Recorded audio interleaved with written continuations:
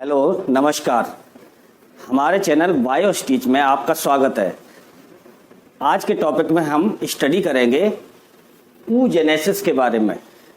oogenesis क्या बोला है ये oogenesis? oogenesis को हम दो पार्ट में डिवाइड कर सकते हैं। ऊ अलग कर दो और जेनेसिस को अलग कर दो, ठीक है। जेनेसिस का मतलब होता है फॉर्मेशन। जेनेसिस का मतलब फॉर्मेशन होता है और ऊ का मतलब होता है एग। तो समझ में आ गया आपके? oogenesis means egg formation, the process in which egg is formed is termed as oogenesis. Understood? The process in which egg is formed is called oogenesis. समझ में आ गया आपको? आइए देखते हैं फिर इस oogenesis में आखिर होता क्या है। देखिए, ये जो oogenesis की प्रक्रिया होती है, ये जो प्रोसेस होती है oogenesis की, ये किसी गर्ल के एम्ब्रियोनिक फेज में ही स्टार्ट हो जाती है। एम्ब्रियोनिक फेज मीन्स जब कोई गर्ल अपनी माँ के गर्भ में होती है, भ्रूण अवस्था में होती है, तभी ये oogenesis की प्रोसेस स्टार्ट हो जाती है। कैसे स्टार्ट होती है? 25th वीक में, 25th वीक, ठीक है। जब लड़की अपने माँ के गर्भ में 25th वीक में आती है, 25वें सप्ताह का भ्रूण हो जाता है, 25 सप्ताह का भ्रूण हो जाता है, तब ये प्रोसेस स्टार्ट होती है, शुरू होती है oogenesis की। तो इस oogenesis में क्या होता है? उस गर्ल का रिप्रोडक्टिव सिस्टम जो होता है वो बनना शुरू हो जाता है। एम्ब्रियोनिक फेज में उस लड़की का, जब वो लड़की अपने माँ के पेट में होती है, तो उस लड़की का रिप्रोडक्टिव सिस्टम बनना शुरू हो जाता है। तो जब रिप्रोडक्टिव सिस्टम बनता है, सारे पार्ट्स बनते हैं, तो ये ओवरीज वगैरह भी बनती हैं, क्योंकि ये रिप्रोडक्टिव सिस्टम का, फीमेल रिप्रोडक्टिव सिस्टम का पार्ट है ओवरीज, ठीक है। ओवरीज कितनी होती हैं? 2 होती हैं, 1 पेयर में होती हैं, ठीक है। तो ओवरीज वगैरह बनना शुरू होती हैं। अब इन ओवरीज में, ठीक है, ये ओवरीज में एक लेयर बनती है, एक परत बनती है, जिसको लेयर ऑफ जर्मिनल एपिथेलियम कहते हैं। जर्मिनल एपिथेलियम ये ऐसी लेयर होती है जिसमें बहुत सारी जर्म सेल्स पाई जाती हैं।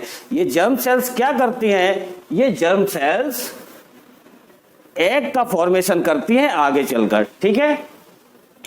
तो बहुत सारी जर्म सेल्स बनती हैं। कितनी जर्म सेल्स बनती है? ये बनती है मिलियंस। प्रत्येक ओवरी में कपल ऑफ मिलियन बनती है। Couple of million means, couple means होता है 2, यानी कि पेयर। तो प्रत्येक ओवरी में कितनी बनती हैं? 2 मिलियन जर्म सेल्स बनती हैं, ठीक है, 2 मिलियन। और दोनों ओवरी में मिला के कितनी हो जाएंगी? 2 + 2, यानी कि 4 million germ cells in all बन जाती हैं, ठीक है। तो जब ये 4 मिलियन जर्म सेल्स बन जाती है, इन जर्म सेल्स को क्या कहते हैं? ये जो जर्म सेल होती है, इनसे फ्यूचर में जब लड़की पैदा हो जाएगी और वो बड़ी होगी, तो उसकी ओवरीज में एग फॉर्मेशन होगा। तो ये जर्म सेल से क्या बनेगा? एग बनेगा। तो ये एग की मम्मी कहलाएगी। क्या कहलाएगी? ये कहलाएगी एग मदर सेल, ठीक है। ये कहलाती है एग मदर सेल। जो जर्म सेल होती है वो एग मदर सेल कहलाएगी, ठीक है। अब क्या होगा? ये एग मदर सेल डिप्लॉयड होती है। डिप्लॉयड मीन्स इसमें 2n क्रोमोसोम होते हैं। कितने क्रोमोसोम होते हैं? 2n क्रोमोसोम होते हैं, यानी कि गुणसूत्रों की संख्या 46 होगी, ठीक है। अब क्या होगा आगे चलकर?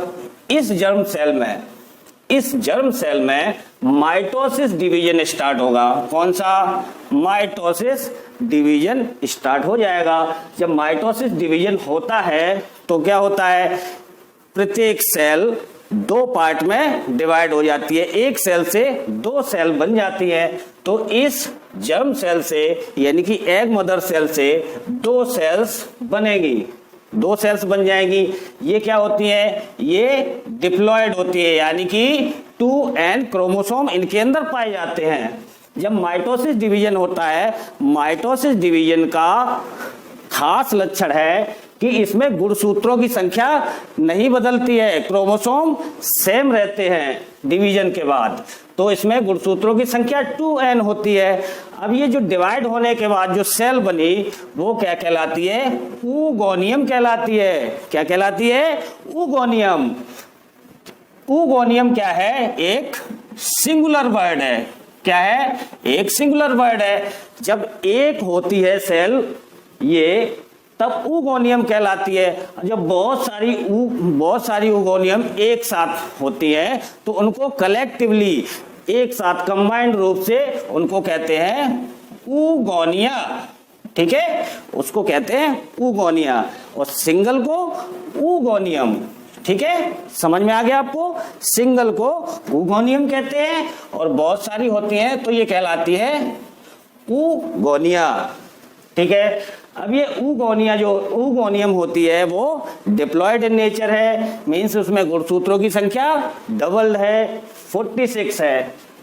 अब क्या होगा? इस ऊगोनियम में फर्दर डिवीजन स्टार्ट होगा। ऊगोनियम में क्या होता है फिर? इसमें होता है माइटोसिस सेकेंड स्टार्ट होगा। तो उसमें क्या होगा? फिर से दो सेल बनेगी, दोनों सेल बनेगी डिवीजन के बाद। इनमें भी गुणसूत्रों की संख्या डबल्ड होगी, यानी कि 46 होगी। गुणसूत्रों की संख्या माइटोसिस में चेंज नहीं होती है। तो ये जो माइटोसिस हो रहा है इससे डिप्लॉयड सेल्स बन जाती हैं। तो सेकेंड माइटोसिस के बाद जो सेल्स बनी उन सेल्स का नाम क्या होता है?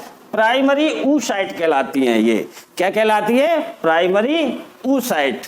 ठीक है, ये प्राइमरी oocyte बनकर तैयार है। और ये सब प्रोसेस कहाँ हो रही है? जब लड़की अपने माँ के पेट में होती है। तो फ्रेंड्स, ये जो प्राइमरी oocyte बनी, ये जो प्राइमरी oocyte बनकर तैयार है, ये क्या है? डिप्लॉयड इन नेचर है, क्रोमोसोम डबल है, 46 है।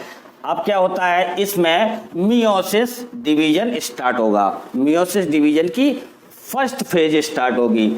अब मियोसिस में क्या होता है? जब मियोसिस डिवीजन होता है तो गुणसूत्रों की संख्या आधी रह जाती है। ठीक है, क्या रह जाती है? आधी। मियोसिस डिवीजन की जो प्रोफेज अवस्था होती है, कौन सी अवस्था? प्रोफेज अवस्था। ठीक है, जब तक प्रोफेज अवस्था आएगी मियोसिस डिवीजन की, मियोसिस फर्स्ट वाले डिवीजन की प्रोफेज अवस्था आएगी, तब तक क्या हो जाता है?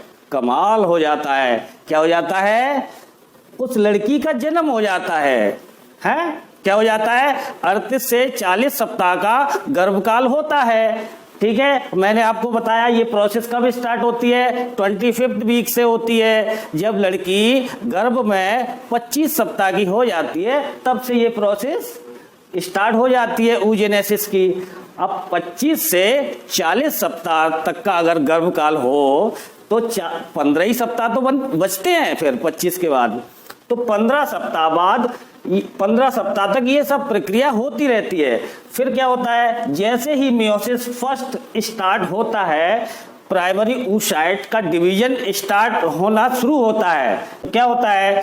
प्रोफेज अवस्था जैसे ही आती है मियोसिस फर्स्ट की, वैसे ही उस लड़की का जन्म हो जाता है, वो गर्भ से बाहर आ जाती है। ठीक है, तो ये सारा डेवलपमेंट चल रहा था पैदा होने से पहले। ठीक है, उसकी ओवरीज में। तो अब आप देखिए प्रोफेज अवस्था क्या होती है। प्रत्येक सेल जब डिवाइड होती है तो उसकी कई अवस्थाएं होती हैं। कौन कौन सी अवस्थाएं होती है? प्रोफेज, मेटाफेज, एनाफेज, टीलोफेज और फिर उसके बाद साइटोकाइनेसिस। ये मैंने देखो दिखाया हुआ है। फर्स्ट फेज क्या है? प्रोफेज। दूसरा फेज क्या है? मेटाफेज। और तीसरा फेज क्या है? एनाफेज। और फोर्थ टीलोफेज। फिर क्या होता है? साइटोकाइनेसिस होता है।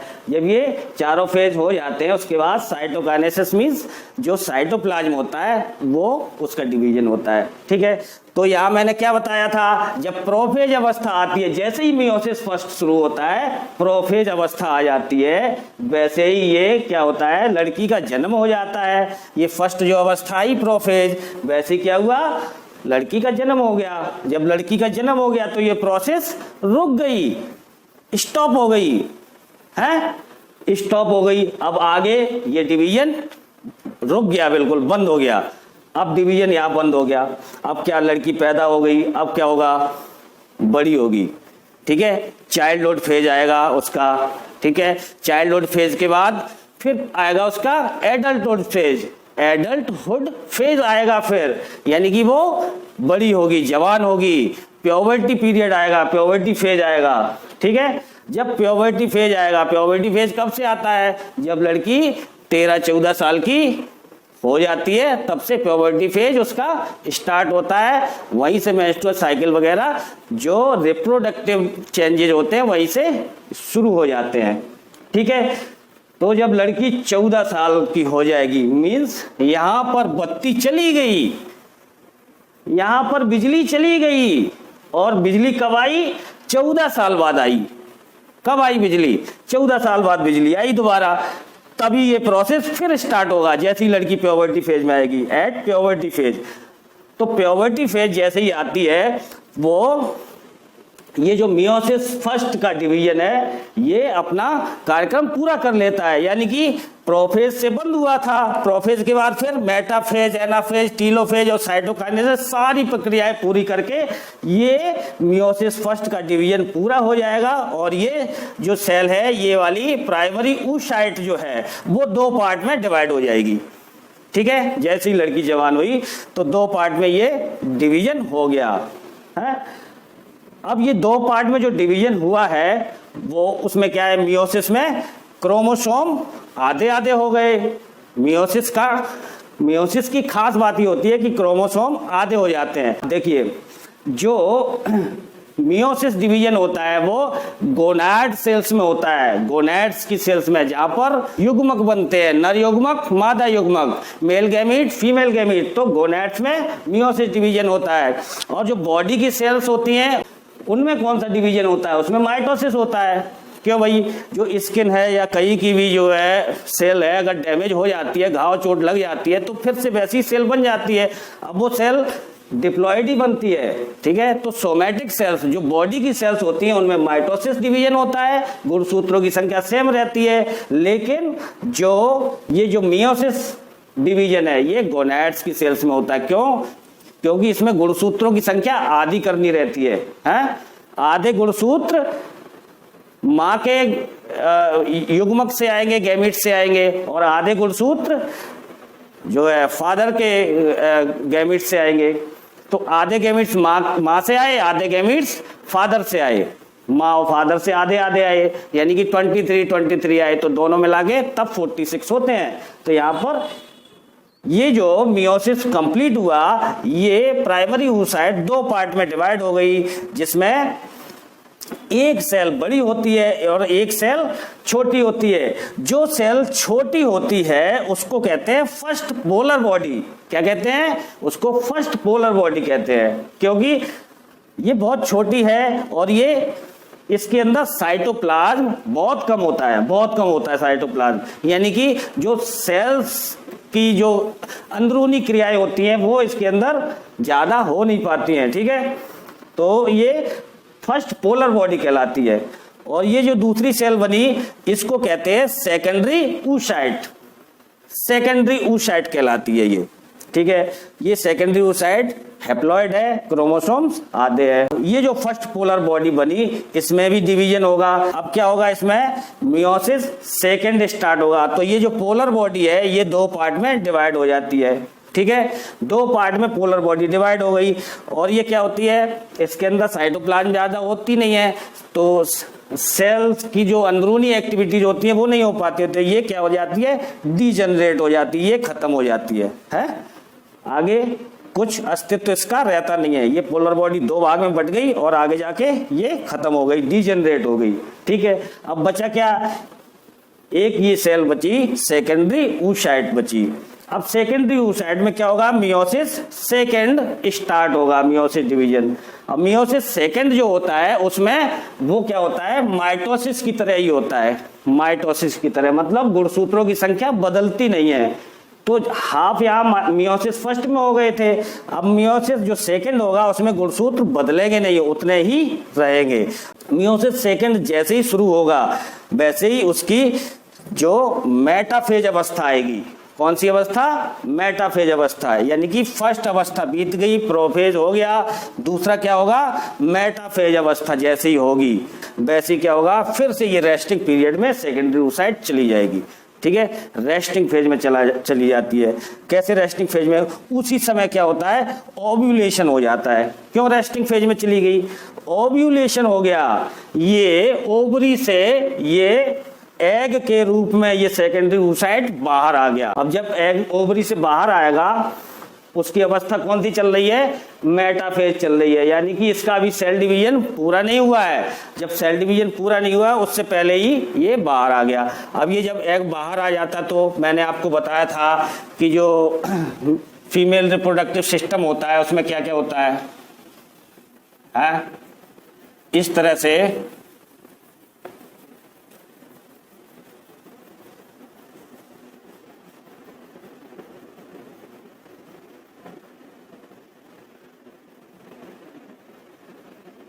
ठीक है, इस तरह से ये क्या है, ये यहां पर ओवरी है।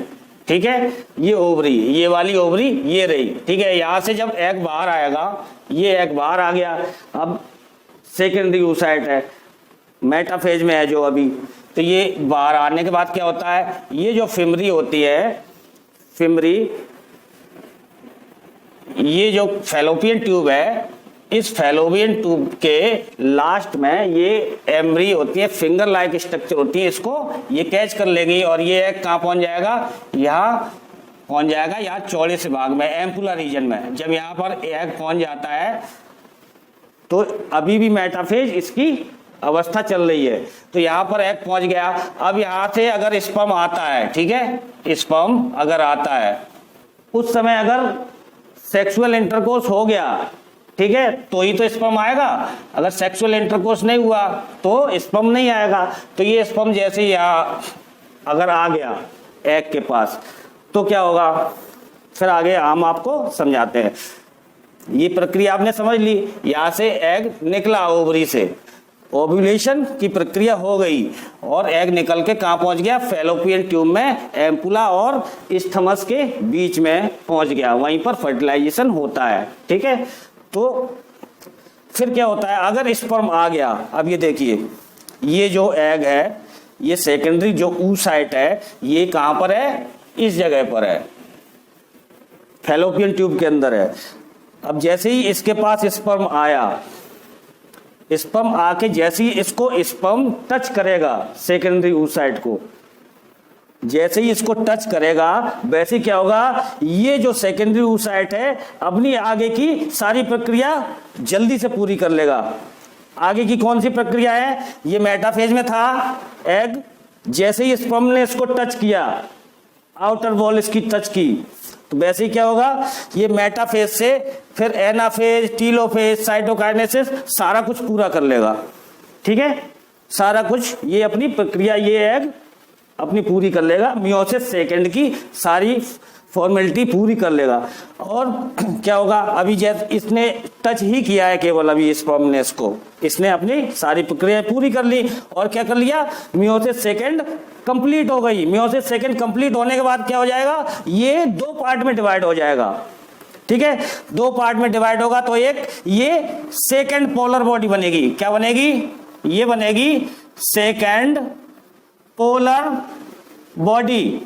ठीक है, ये जो बनी है ये सेकंड पोलर बॉडी बनी, इसमें साइटोप्लाज्म कम है, ठीक है, ये बन गई। ये आगे चल के ये भी डिजेनरेट हो जाएगी, बचेगी नहीं, क्योंकि उसके अंदर इतनी चीज ही नहीं है कि वो जिंदा रह पाए। तो ये सेकंड पोलर बॉडी खत्म।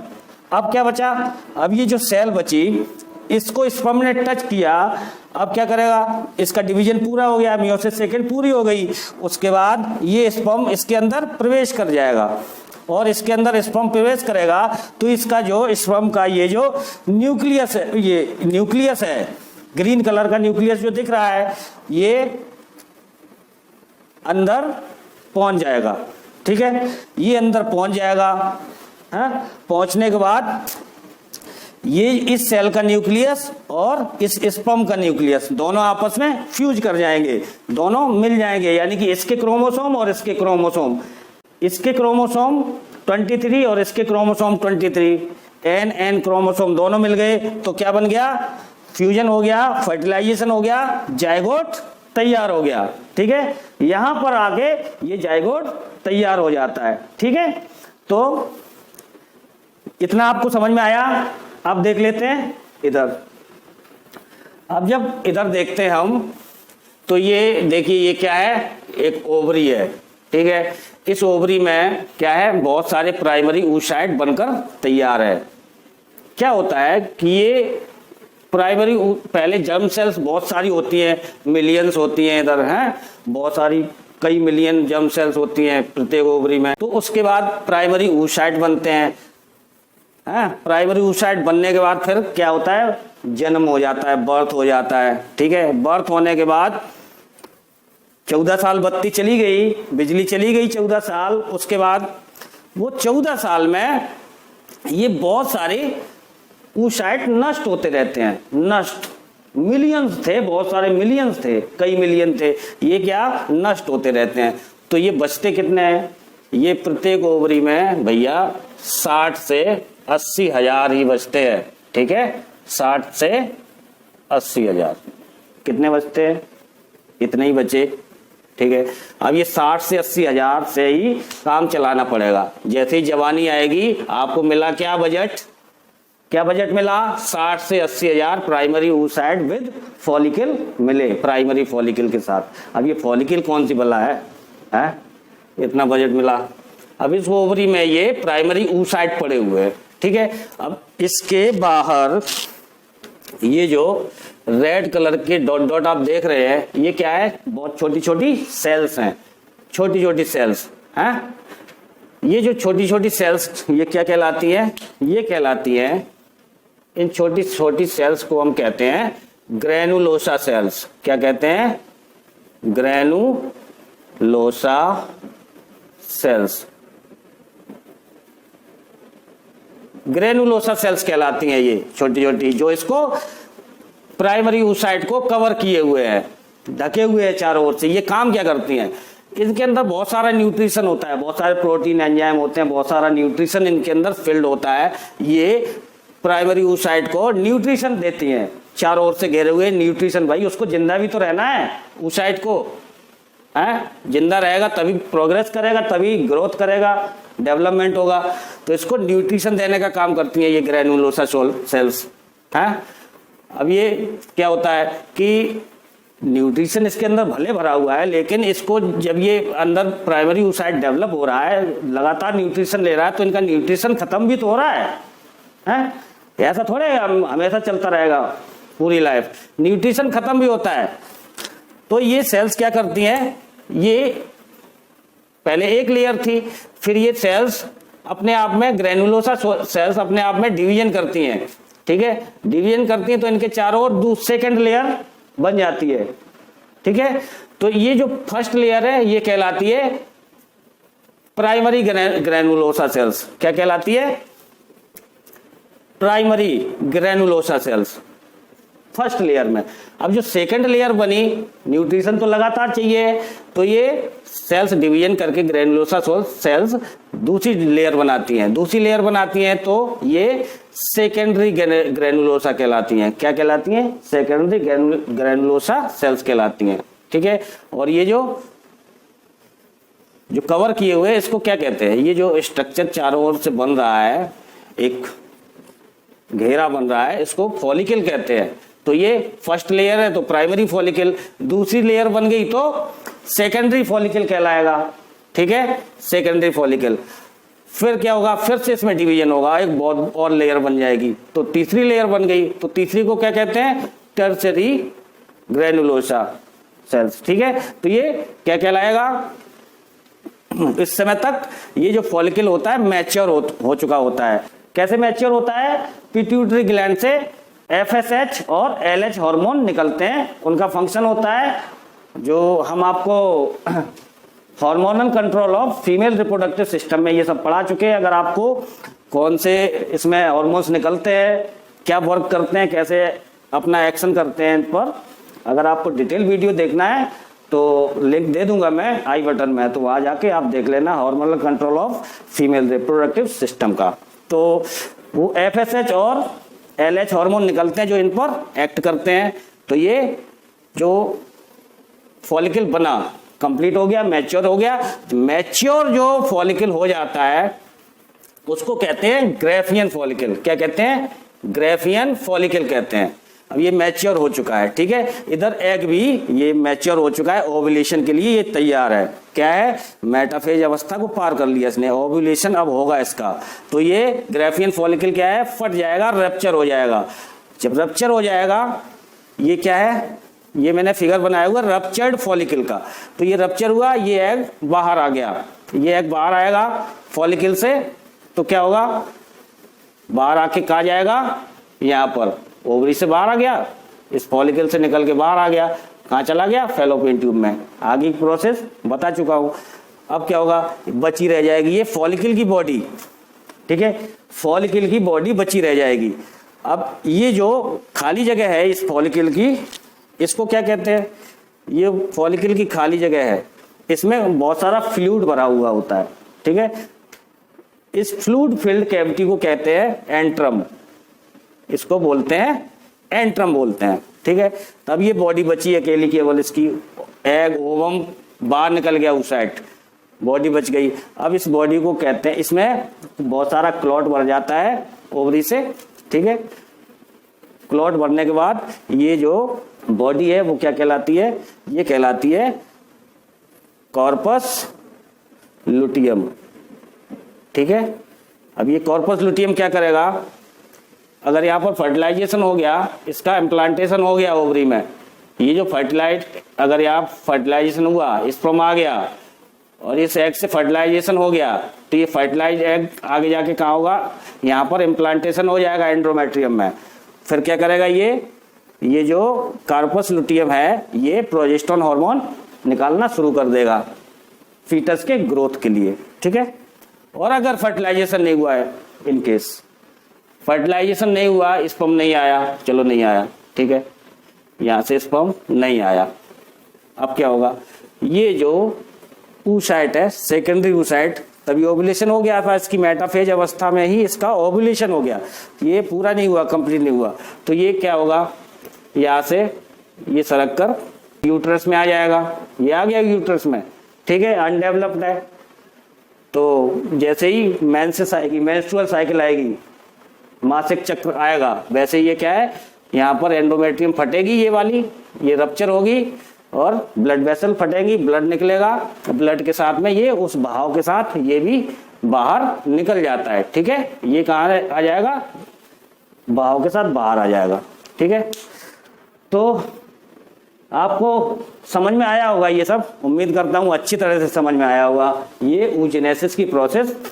ठीक है, अगर समझ में आया तो प्लीज वीडियो को लाइक करें, शेयर करें, सब्सक्राइब करें और मिलते हैं नेक्स्ट वीडियो में। तब तक के लिए जय हिंद।